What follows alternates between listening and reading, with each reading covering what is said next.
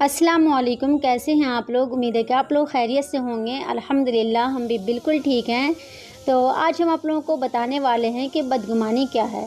تو بدگمانی کا مطلب ہے لوگوں کے بارے میں غلط خیال رکھنا، غلط گمان رکھنا۔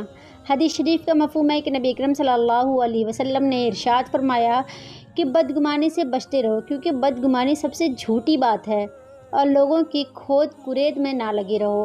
مطلب یہ کہ لوگوں کے راز کو جاننے کی کوشش نہ کرو، اور نہ ہی لوگوں کی باتوں کو کان لگا کر سنو۔